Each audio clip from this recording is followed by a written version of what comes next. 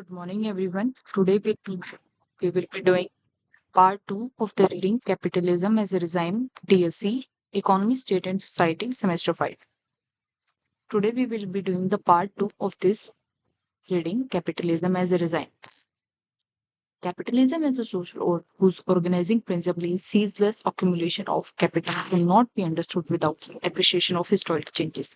Capitalism एक social order है जो non stop accumulation of capital है जो कि हम नहीं समझ सकते without appreciation of historic changes. अपने हिस्ट्री में कुछ चेंजेस हुए हैं उसको समझे बिना हम कैपिटलिज्म को नहीं समझ सकते। Today we will be discussing those historic changes in this complicated narrative. It is useful to distinguish three major themes. उन हिस्टोरिक चेंजेस को हम थ्री मेजर थीम्स में अंडरस्टैंड करेंगे। The first concern that the transfer of organization and control of production from the imperial and aristocratic strata of pre-capitalist state into the hands of mercantile elements. First theme है transfer of organization and control of production का जहाँ से control हो रहा है उसका transfer करना। कहाँ से? इंपीरियल जो स्टेट थी उससे एरिस्टोक्रेटिक स्ट्राटा की प्री कैपिटलिस्ट स्टेट से into the hands of mercantile.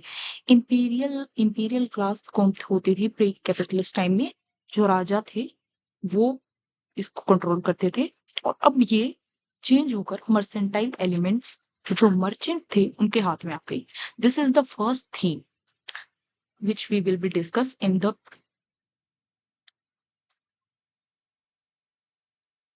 this momentous change originates in the political rubble that followed the fall of Roman Empire. Example दे रखा है fall of Roman Empire का। Their merchant trader established a trading niches that gradually became locus of strategic influence. Here the example given of Roman Empire.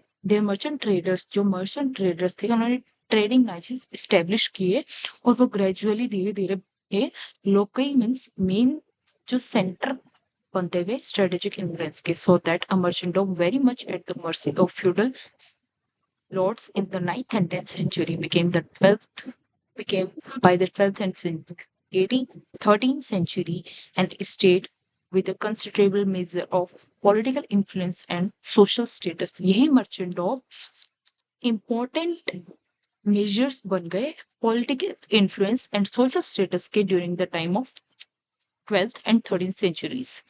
The feudal lords continued to oversee the production of peasantry on these manorial estate, but the merchant estate था and his counterpart, the guild master, were organizers of production in towns. जो merchant and उनके counter parts थे जो guild master थे वो organisers बन गए productions in the town. जो प्रोडक्शन होती थी वो सब मर्चेंट्स और गिल्ड मास्टर्स के अंडर ही होती थी। गिल्ड मास्टर्स क्या होता था? गिल्ड होता था group of some skilled peoples of trade between the towns and of finance for the feudal aristocracy itself. ये जो transformation of merchant states into a capitalist class था, capable of imagining itself as political, not just an economic force, required centuries to complete and was not in fact legitimized until English Revolution of 17th century and French Revolution of 18th century. ये जो transformation थी merchant state की capitalist class में capable थी political, ना सिर्फ economic force को control करने में। During the time period of English revolution 17वीं शताब्दी में जो इंग्लिश रिवॉल्यूशन हुई तब तक और फ्रेंच रिवॉल्यूशन जो 18th सेंचुरी में हुई तब तक ये पॉलिटिकल और इकोनॉमिक फोर्स को कंट्रोल करने के लायक नहीं थी। उसके बाद ये इकोनॉमिक और पॉलिटिकल दोनों फोर्स को कंप्लीटली एक्वायर कर चुकी थी। आगे, the elements of making for this revolution transformation can only be alluded to here in the passing.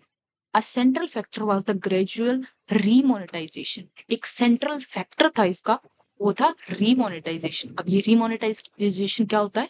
The process of restoring a commodity like silver, coins and or banknotes or its status as money.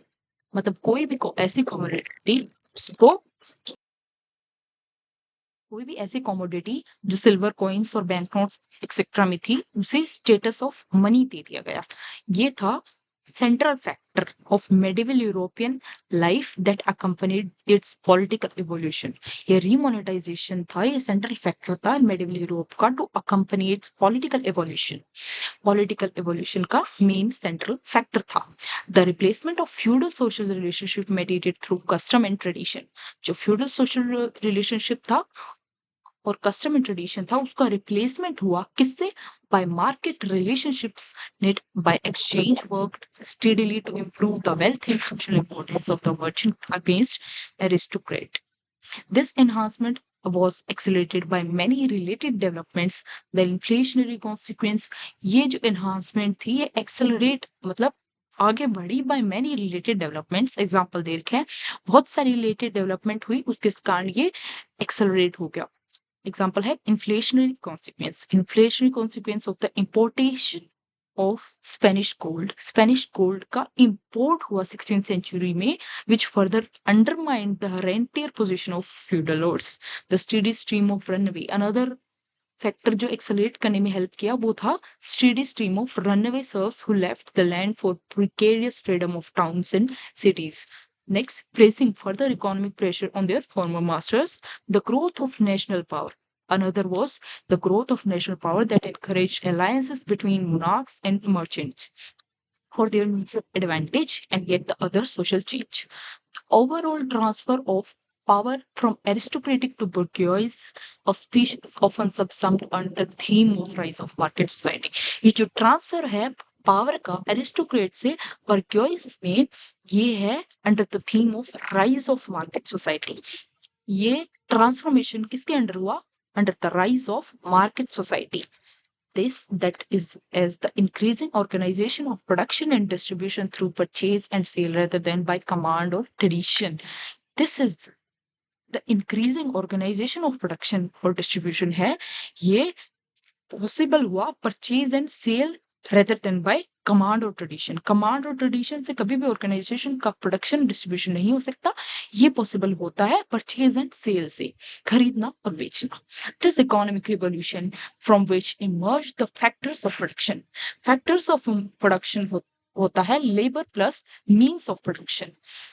ये economic revolution emerge हुआ labour और means of production जो कि है factor of production से, that characterize the market society must however to be understood as the end product of political conversion। इसको ही end product of political conversion he considered किया जाता है, in which one social order is destroyed to make way for a new social order। इस political conversion के अंदर एक social order destroy हो जाता है। फॉर एग्जाम्पल, इन इसी सोशल ऑर्डर में फ्यूडलिज्म डिस्ट्रॉय हुआ और कैपिटलिज्म इमर्ज हुआ। तो फ्यूडलिज्म डिस्ट्रॉय होकर वे एक नया वे बनाता है किसके लिए? कैपिटलिज्म के लिए। Thus the creation of a large propertyless labor force is the prerequisite for the appearance of labor power as a commodity that would become immersed in MCM power circuit requires a disruptive social change that begins in England in the late 16th century with the disposition of peasant occupations from communal land and does not run its course until well into the 19th century। यहाँ क्या कहा गया है? The creation of large property less force. जो ऐसे labour force का creation जो property less है, जिनके पास कोई प्रॉपर्टी नहीं है, वो pre requisite for the appearance of labor power as a commodity जो कि इमिश्ड हुई एमसीएम डैश सर्किट में। एमसीएम डैश सर्किट क्या था? मनी देकर कोई भी कमोडिटी में इन्वेस्ट करना और उससे फिर लार्जर मनी सम बनाना। इसमें लेबर फोर्स का अपीयरेंस हुआ। Requires a disruptive social change. इसके लिए एक डिस्ट्रप्टिव सोशल चेंज चाहिए था जो कि बिगिन हुआ इंग्लैंड में लेट 16th सेंचुरी में with disposition of peasants occupants from communal land.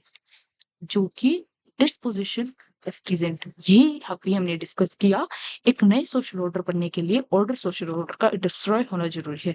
तो यही यहाँ बताया जा रहा है कि disposition of peasant occupants from communal land, ये यहाँ से गए और इससे पहले डिस्ट्रप्टिव हुआ social change that begins in England.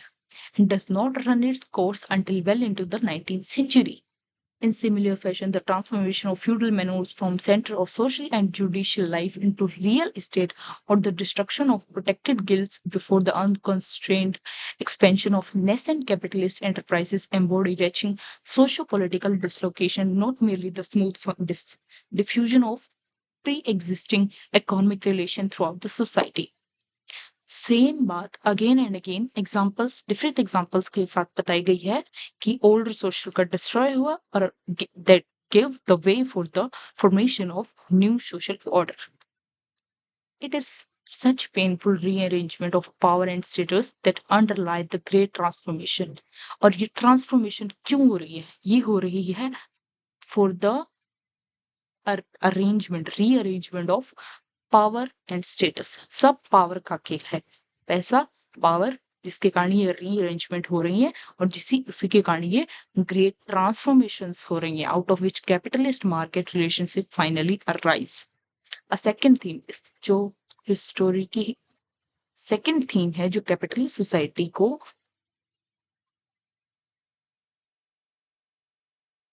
Accumulation of capital under capitalism है, उसके लिए जो हिस्टोरिक चेंजेस की बात कर रहे थे उसी में ये सेकंड थीम है जो हमें अंडरस्टूड करने की जरूरत है. A second theme in the historic evolution of capitalism emphasized a related but distinct aspect of political change. Related और distinct aspect है वो है political change. Here the main emphasis lay not so much in the direct organization of production.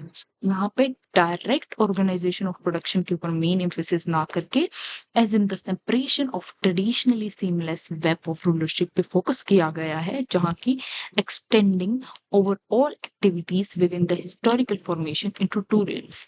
यहाँ पर main focus direct organization of production पर focus ना करके separation of a traditionally web of rulership पर जो सेपरेट तरीके से काम करे उस पर फोकस किया गया है. सेपरेट तरीके से कौन से दो जो रियल्म्स हैं उनके अंदर फोकस किया गया है वो भी हम डिस्कस करेंगे. One of the first realm क्या है इसका? Involve the exercise of traditional political task of rulership. जो सेपरेशन होता है उसमें फर्स्ट ये है exercise of traditional political task of rulership.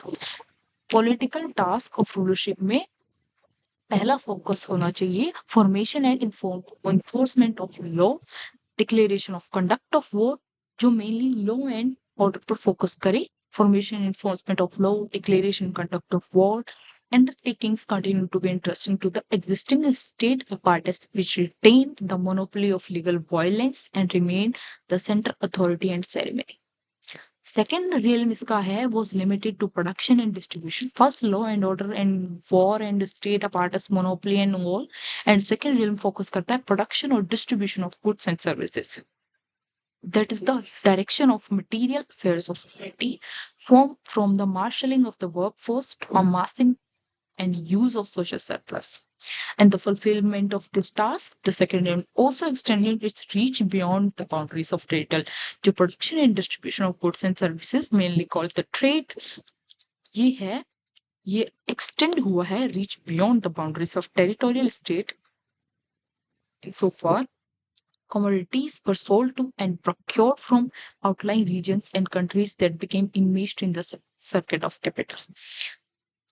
Commodities को खरीदा और बेचा गया है outlying from the regions and countries that became enmeshed in the circuit of capital. में जो enmeshed सभी तो ये तो wish these two distinct realms was approach making importance. ये जो formation है इन two realms का ये era making importance है for the constitution of capitalism. The creation of a broad sphere of social activity from which the exercise of tradition command was excluded bestowed on the capitalism on another unmistakable patch of historic specify, namely the creation of an economy, a semi-independent state within a state and also extending beyond its border.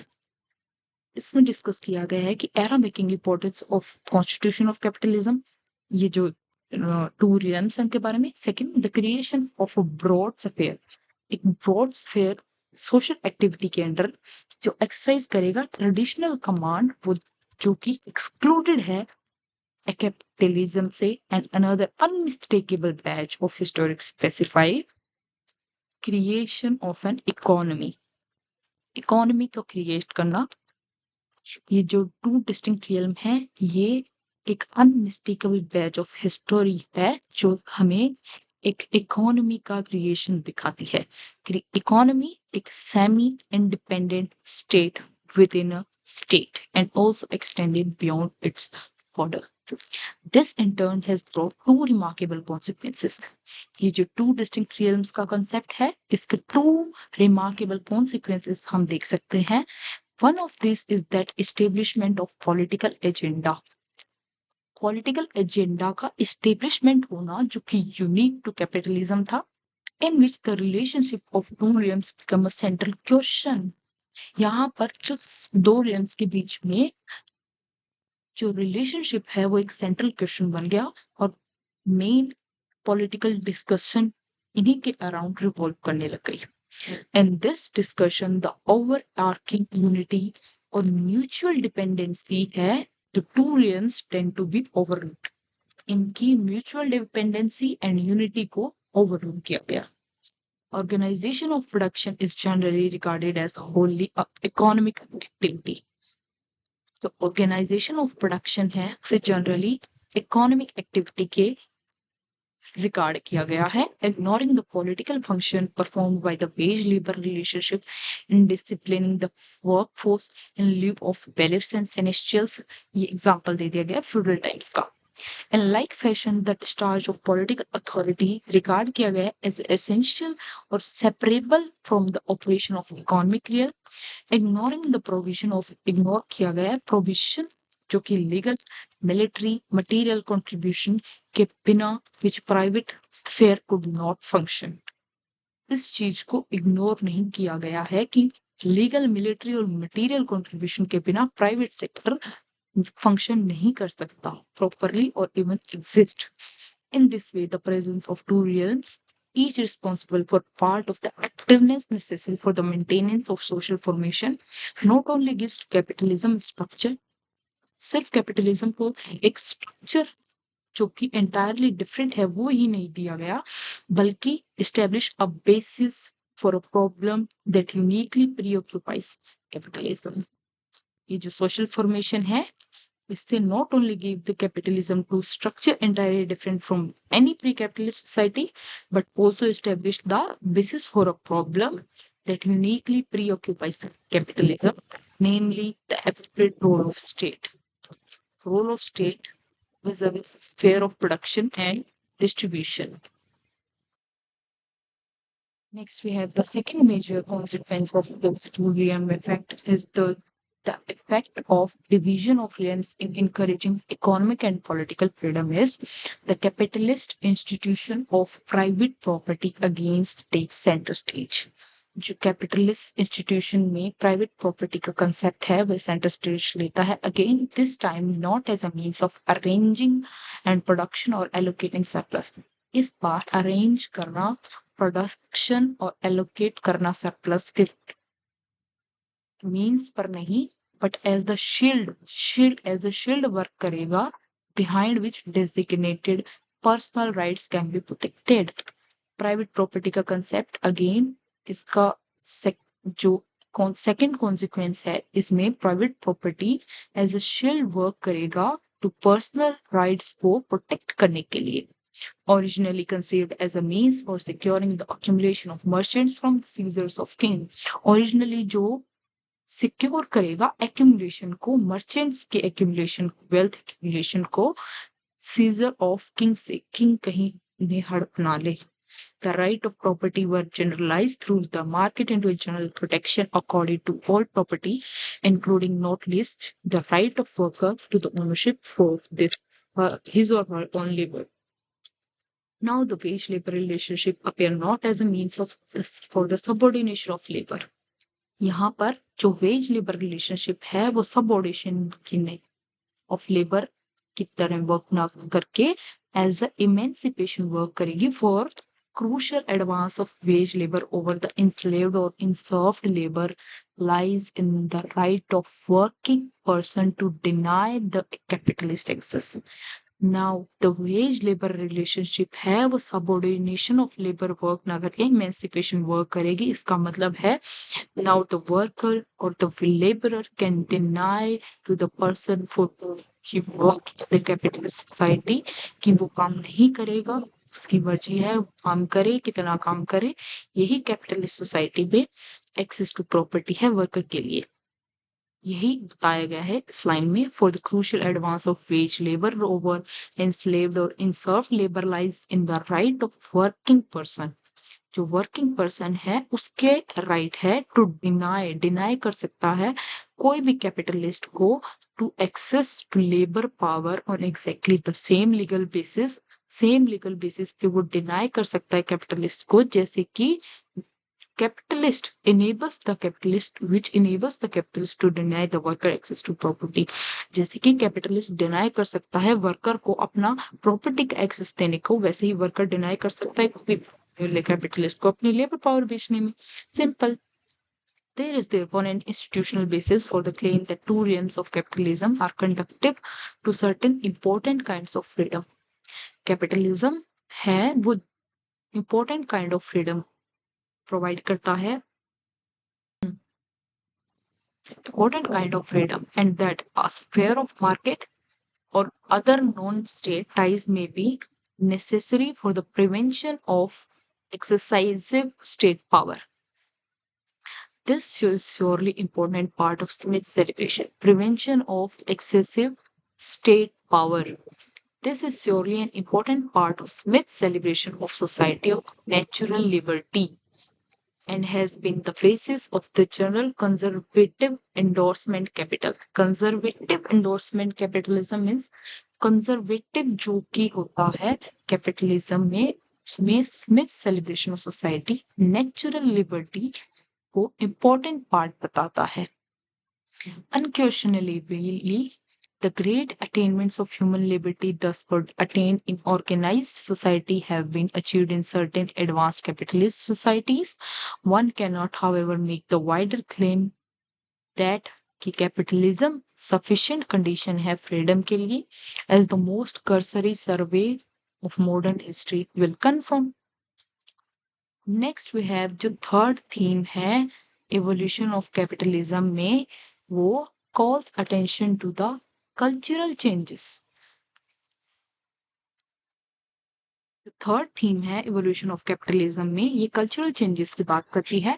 अब तक हमने political changes देखे, transformation देखा, और third we have cultural changes. Cultural changes that have accompanied and shaped its institutional framework. Much emphasis has given to this theme in the work of Weber और Schumpeter और weber के work में culture changes के बारे में stress किया गया है. बोथ ऑफ हुम stress the historic distinction between essentially rational और इरेशनल के बीच में जो डिस्टिंक्शन होता है, दोनों वेबर एंड शुम्पेटर इस पर फोकस करते हैं. अकॉर्डिंग टू देम रेशनल क्या है, ends calculating the cultural capitalist civilization. जो कल्चर है कैपिटलिस्ट सिविलाइजेशन का according to them is rational, and compared with irrational क्या है, जो culture of previous social formation है वो है irrational. जो कैपिटलिस्ट सिविलाइजेशन का कल्चर है वो रेशनल, और जो प्रीवियस सोशल फॉर्मेशन का है वो irrational. ये कह रहे हैं Weber and Schumpeter. Here it is important to recognize that rationality does not refer to the principle of capitalism. यहाँ पर मेन फोकस इस पर किया गया है कि प्रिंसिपल ऑफ कैपिटलिज्म रेशनैलिटी नहीं है. For we have seen that impetus to mass wealth. A mass wealth means wealth store करने, जो कि प्रिंसिपल है कैपिटलिज्म का, ये रेशनैलिटी नहीं है. ये है एक सिर्फ sublimation of deeper lying non rational drives and needs. Rationality फिर क्या है? Rationality refers to the behavioural path, जो पाथ फॉलो करते हैं टू pursue that principle, वो है rationality. The drive to amass capital cannot be reduced to mere accountancy any more than can drive for power. Capital को अमास करने में, अमास करना capitalist के अकॉर्डिंग कैपिटलिज्म का प्रिंसिपल है और उसी को परस्यू करने के लिए जो पाथ फॉलो किया जाता है, बिहेवियर पाथ, उसे रेशनैलिटी कहा गया है। The increasingly logical aspect of the search for wealth is the sign not for of its increasing rational nature but of the abstract nature of exchange value। जो abstract nature of exchange value है which enforces measurement or calculation that would be impossible in regimes where power is not determined denominated in money। ऐसा sphere जहां exchange value से measurements और calculation की जाती है जो कि इम्पॉसिबल है कोई भी रिजाइम में पावर और मनी के डिनोमिनेट किए बिना। The drive for wealth is not qualitatively different from that for glory, but the pressure exerted the marketplace direct and constrained in it in ways have no counterpart in my pre-market regimes। जो qualitative difference है वो pressure डालता है market place पे direct और constraint करता है जो कि प्री मार्केट रिजाइम में नहीं होता था। Capitalism is therefore distinguishable in history by predominance of a prudent accountant like comparison of cost and benefit। एक पर्सपेक्टिव जो कि डिस्कवर किया गया है मर्सेंटाइल पॉकेट में जो ऑफ अर्लियर फॉर्मेशन जो कि हाईली अनकैरेक्टरिस्टिक्स है रूलिंग एलाइट्स का। I prefer to have no inventory of my possessions so that I may be less sensible of loss। ये लिखते हैं मोंटेग्नी के अकॉर्डिंग वो प्रेफर करते हैं no inventory of my possessions, उनकी पोजीशन को कोई इन्वेंटरी नहीं है सो दैट वो लेस सेंसिबल हो लॉस की। The cultural change associated with capitalism goes further. जो कल्चरल चेंज है वो गोज फर्दर और however than the rationalization of its general outlook। Indeed, while we examine the general culture of capitalist life, we are most forcibly struck by an aspect that precedes underlies this rationalization, namely the presence of an ideological framework। हम जो culture of capitalist है उसको क्यों discuss कर रहे हैं, उनका means जो फोर्सेबल जो यहाँ पर स्ट्रक हो जाता है कि अंडरलाइन की presence of an ideological framework. यहाँ पर कैपिटलिस्ट सोसाइटी में प्रेजेंस है आइडियोलॉजिकल फ्रेमवर्क का जो शार्पली कॉन्ट्रास्ट करती है प्री कैपिटलिस्ट फॉर्मेशन से। प्री कैपिटलिस्ट फॉर्मेशन में ये कॉन्ट्रास्ट करती थी, मतलब ये चीज मिसिंग थी। I do not use the word ideology in a pejorative sense. इसका मतलब है ये डिनोट करते हैं आइडियोलॉजी को एक ऐसे सेट ऑफ आइडियाज जो कि fostered on the populace by a ruling order in order to manipulate it, but rather as a set of belief system to which ruling elements of society themselves turn for self clarification and explication। इनके according ideology ये नहीं है कि जो ruling order है वो ruling class है वो मैनिपुलेट करे बाकी ऑर्डर को, बल्कि इनके अकॉर्डिंग आइडियोलॉजी है एक ऐसा बिलीफ सिस्टम जो सोसाइटी में रूलिंग एलिमेंट्स को सेल्फ क्लैरिफिकेशन दे और explanation they. In this sense, ideology express what the dominant class in a society। इसी तौर पर आइडियोलॉजी एक्सप्रेस करता है डोमिनेंट क्लास सोसाइटी की sincerely believes to be explanation of the questions it faces, और sincerely explain करता है ऐसे क्वेश्चंस को जो ये फेस करता है। It is the vision whose importance will steadily come to the fore as we proceed. ये एक विजन के तौर पर देखा जाता है whose importance will steadily come, जो कि हम आगे पढ़ेंगे as we proceed। That which is characteristic of the ideologies of earlier formation is their unified and monolithic character। इन आइडियोलॉजीज का कैरेक्टरिस्टिक ये है कि earlier formation is there unified and monolithic character, उनका यूनिफाई रहना, उनका मोनोलिथिक ये character. In ancient civilization of which we know an all embarrassing world view usually religious in nature. जो एंशियंट सिविलाइजेशन थी मेनली रिलीजियस इन नेचर पर एक्सप्लिसिटेट्स every aspect of life from the working of physical universe through the justification of rulership।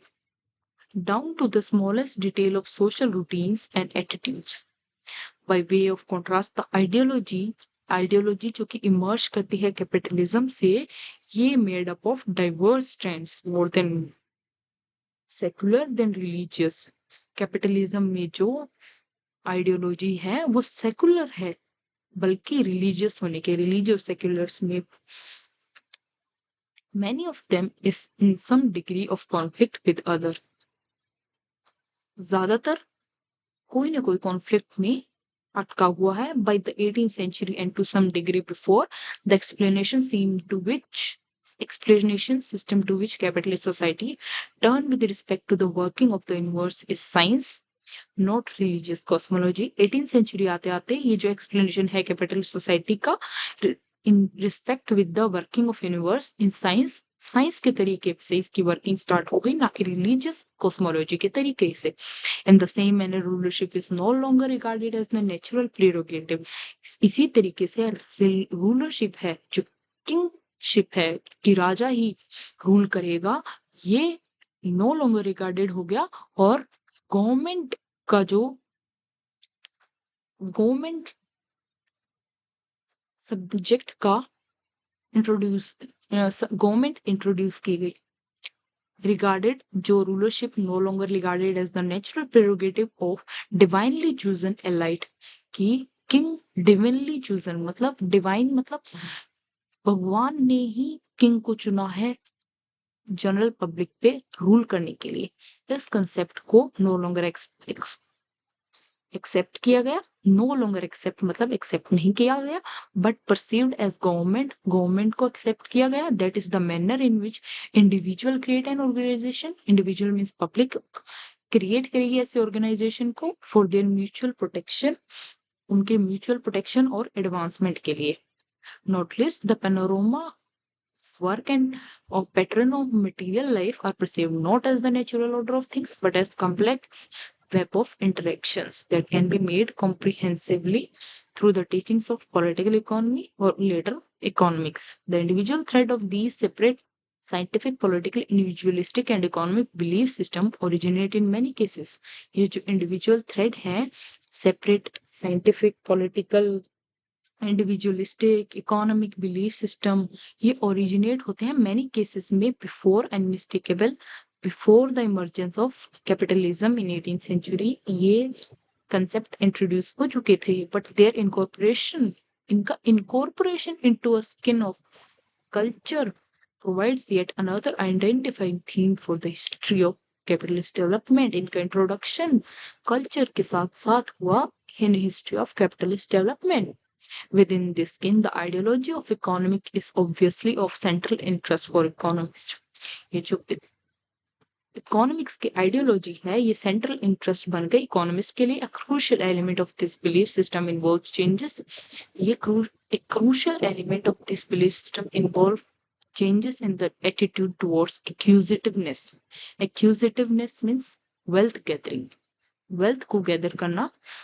Above all, disappearance of the ancient concern with good and evil as the most immediate and inescapable consequence as wealth gathering। Albert Hirschman has shown this change was accomplished।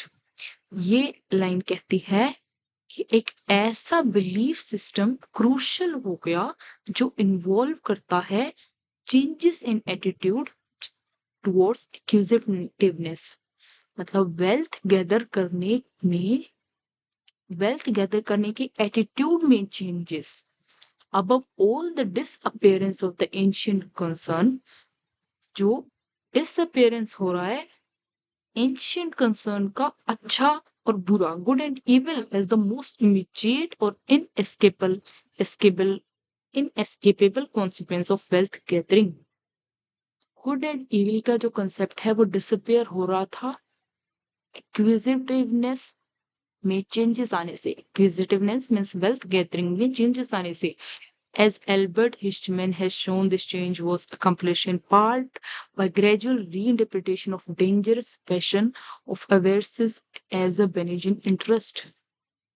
ये जो change आ रहा था ये कंप्लिश हो रहा था passion, लोगों का पैशन बन रहा था वेल्थ गैदरिंग, इंटरेस्ट बन रहा था उनका। इंटरेस्ट बनेगा पैसा कमाने में, पैसा गैदर करने, वेल्थ गैदर करने में, उससे उनके पास पावर आएगी। इससे इनका इंटरेस्ट बन रहा था उनमें, capable of studying and domesticating social intercourse rather than disturbing and demoralizing. Other crucial element of understanding were provided by Locke's brilliant demonstration.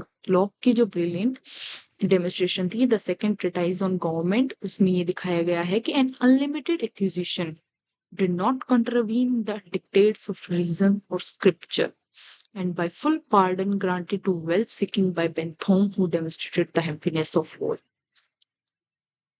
was the natural outcome of the self-regarding pursuit of happiness of each. जो happiness of all पर focus करेगा वो natural outcome होगा self regarding pursue of self happiness of each. The problem of good and evil was thus remove. जो good और evil की जो problem थी वो रिमूव हो गई. और concern of political economy related to those of morality and economics as an inquiry into the working of daily life. Economic inquiry के तौर पर वर्क आया डेली लाइफ में, डेली लाइफ की वर्किंग्स में. was thereby differentiated from early inquiries. पहली जो inquiries रहती थी गुड क्या है, अच्छा करना क्या है, बुरा करना क्या है, इकोनॉमिक्स के आते ही आते ये गुड एंड इविल का कंसेप्ट हट गया और इकोनॉमिक्स डेली लाइफ की वर्किंग्स में इंक्लूड हो गया. Such as the reflection of Aristotle. Aquinas example दे रखा है एरिस्टोटल और एक्वाइनस की theories का. By its explicit disregard of their central search for moral understanding, perhaps more accurately, the constitution of science of economics is the most important. सबसे important समझा गया science of economics. Economics में भी science का intervention और of social self scrutiny of capitalist society could not be attempted until moral issues which defied as or the which defied the calculus of the market were effectively excluded from the field of its investigations.